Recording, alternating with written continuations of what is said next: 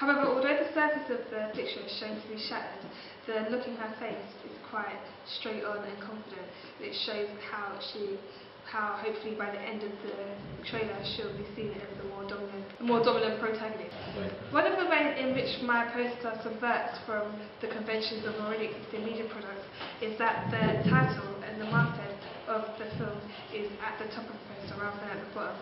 Although we're researching already existing media products and I realised that most of the titles are at the bottom, I chose to put mine on the top and the names of the actors at the bottom.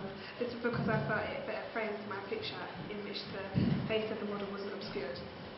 Done. Question 2. How effective is the combination of your main product and ancillary text? I had to ensure that my USP was effective and brought in the target audience that I was appealing to. My target audience was 16 to 18 year olds, and I tried to entice them by including a young model with creative poster and a slightly seductive magazine. This was done by using the lips in front of the mouth pose on my poster. This also made sure that my magazine was enticing to both a male and female teenage audience group.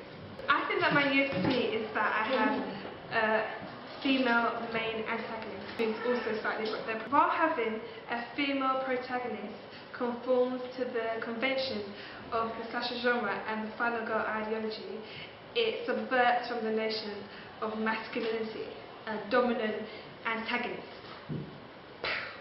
Therefore, having a female main character made my trailer and poster more appealing to a wider target audience. I use dark and scary locations such as tunnels and isolated areas in order to convey the slasher genre. As a group, we use conventions that we believed correctly convey the notions of the slasher genre, such as dark settings, derelict locations. To attract our target audience of 16 to 18 year olds, I would use social websites to advertise our poster, such as Facebook, Twitter. Question 3. What have you learned from your audience feedback?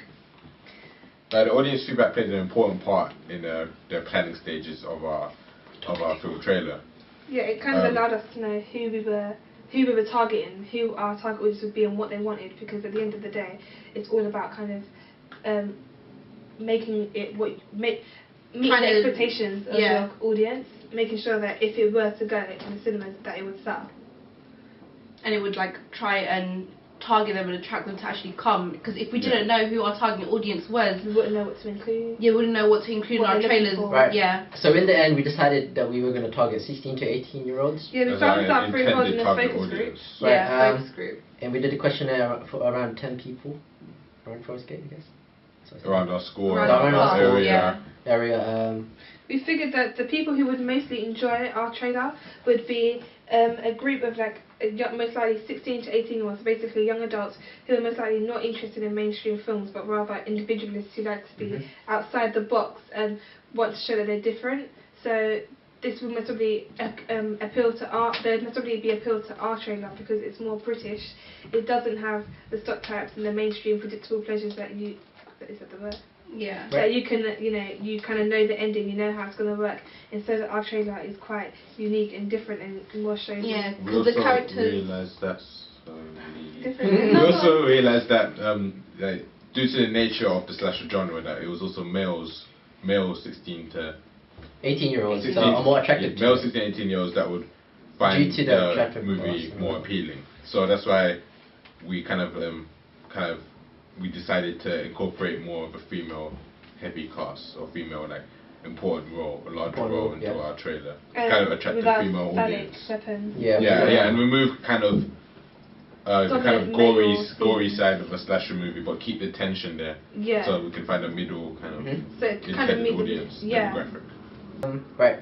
As we weren't actually deciding what name we should call our film, we decided to put this in a survey and ask 10 people around, and we had the choice of roughly 10 people. Right. All right. We had a choice of Broken Mirrors, Shattered, and Runaway. We all had the same theme. Yeah, we had the same theme. Kind of like a broken soul, kind of shattered mindset. Dark, shattered mindset.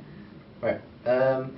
And the majority of people, or 60% of my sample, our sample, answered that Shattered most fits our trailer and is more appealing for a slasher film. It would have made sense if it was Shattered, because Broken Mirrors and Runaway, it didn't have much of a meaning to it, unlike Shattered did, because Shattered it connotes the breaking of something. Also, it's still quite ambiguous as well, because Runaway kind of gives away the idea that she's run away from a past, whereas Shattered is not so much kind of in your face. It more entices you to come and see the film, so you find out why it's called. You get your own interpretation of it. Okay. You want to know why she's like shattered or whatever inside, like what happened to her for her to be shattered. Yeah. It also gives the idea of why or what the purpose of the movie really is. Stuff like that. Photography was used to further explain what was happening in our trailer, because as our trailer, as we said, it was pretty different.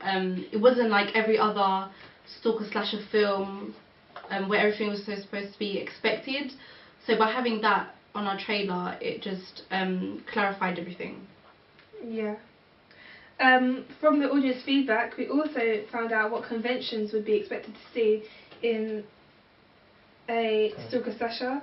So like, you know, dark setting, dark lightings, weapons, killings, death, blood, gore. Part of our survey, we had a question where we asked them whether they expected to see the title of the post. The title of our film on the top of the poster and the bottom, and 6 of our 10, 60% of our samples said they expected to see in the top, and that's probably, so then we decided, or most of us decided to put it on the top of our poster, since our trailer was new, it wasn't part of a sequel.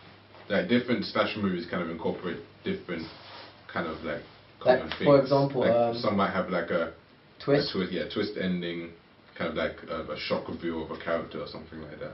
Or some might have a bad ending. Like in our trailer, our final girl is actually the killer. So kind of we have quite an unexpected twist. And also, in really most stalker slashers, whether it be mainstream or not, it tends to have quite a lot of violence and gore. So we try to incorporate this with like a whole scene of just like kind of bloody hands, death, people running, stuff like that. So it was also kind of what they wanted to see as well. Like most of the people from our questionnaire wanted to see. So we kind of left out the kind of like mystery theme out of our trailer as well. Kind of like generally like in Scream, while they're trying to flee for their lives, at the same time they're trying to figure out who the killer is. In our trailer, even though the identity of the killer was not known to everyone else, it was kind of each character had set that it was like none of them, it was someone completely different. Question 4, how did you use media technologies in the construction of research and planning in evaluation stages? As part of a construction stage, we started to use like tripods, HD camera or video camera, a DSLR for the posters, and as part of this editing, after we'd taken in the photos and footage, we started using software such as Adobe Photoshop, Adobe Premiere, and After Effects to help us with the construction of our final product. However, sometimes we found this was a bit of a problem because we were not completely technically proficient with the software that we were using. All the programs were new to us, so we found problems such as converting the files and trying to make sure that everything fit the perfect frame, making the typography how we wanted it to look. When we wanted to put on some effects like motion effects on the words and stuff, we had to kind of fiddle about a lot with After Effects first.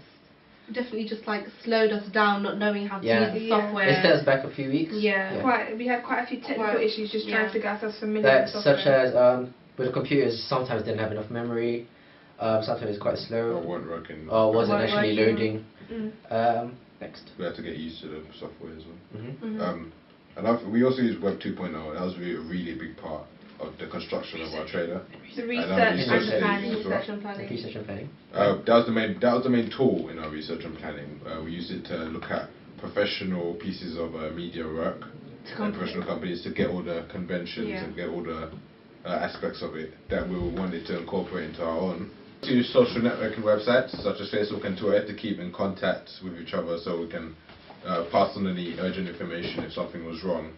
And this proved to be really important because as a group we chose to use other actors to be in our trailer, which was quite a bad idea because we had to rely on other people. Sometimes they're not being available. Yeah, other forms of communication. Sometimes they're not available, or just we couldn't keep in touch with them. Yeah. It was pretty hard. Yeah.